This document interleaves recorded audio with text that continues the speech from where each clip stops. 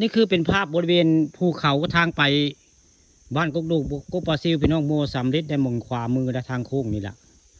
ทางโค้งดุงโมสำลิดหรือว่าทางโค้งปิงูไปบ้านกกดูกกปลาซิวได้ผู้ขามาไว้ท้ายถ้ำก็เลยย่างมานี่ก็เลยเห็นน้ำแบบนี้ได้นี่น้ำนี่น้ำเบื้องแรกน้ำบ่เห็นจักเพื่อเบื้องแรกบุงนี้บริเวณนี่ได้นี่ทางโค้งโมสำลิดทางไปบ้านกกดูกกปลาซิวอันนี้นี่เบื้องแล้วก็แม่แนวเห็นให้เห็นหน้ากะจะได้กินข้าวพี่น้องเบิ่งแล้วในน้ำมันบ่ให้จะเถื่อนี่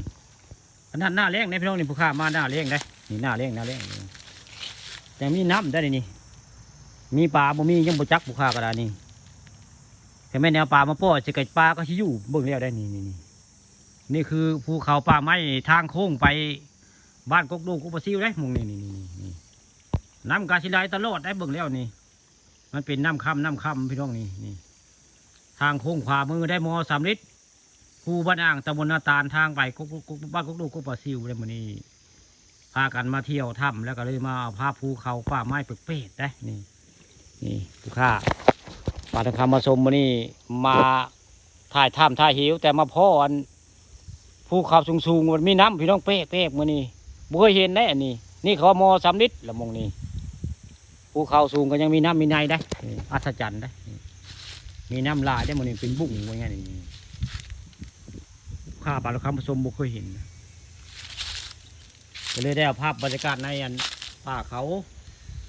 ภูทางไปบ้านกกดูกกปลาซิวไม้เบิ่งไม้ชมได้นี่อัศจรรย์ได้มงนี่คือเป็นภาพภูเขาวิวทิวทัศน์ทางไปกกดูกกปลาซิวได้มากับลานทรายก็เลยได้เอาภาพอันภูเขาป่าไม้ภูเขาสูงเด้มองนี่แต่มีน้ำพี่น้องมีน้ำแปลกได้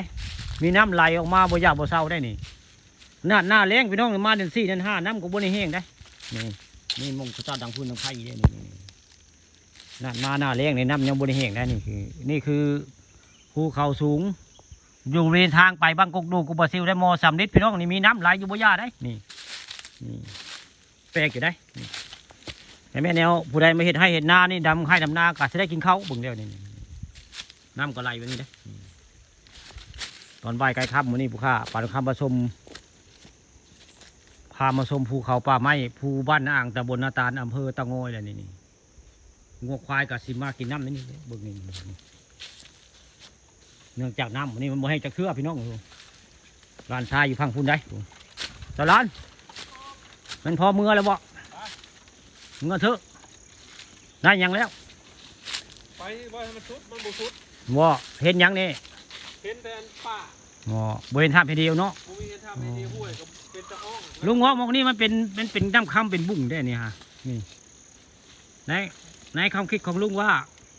มองนี่เป็นเจ้าที่เจ้าทางคนได้นั่นนี่เป็นบ้านเมืองข้าเจ้าได้มองนี่มีเจ้ามีจอมได้ความคิดลุงได้มองนี่เบิ่งแล้วนี่สั้นน้ำบ่อปลานี้ดอกสูงแท้น้ำมีแบบใดลุงว่าได้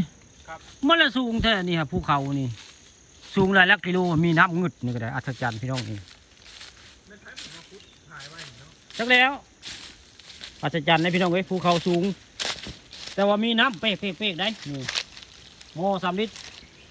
บ้านอ่างตำบลนาตาลภูเขาสูงแต่มีน้ำออกบัวหญ้าพี่น้อง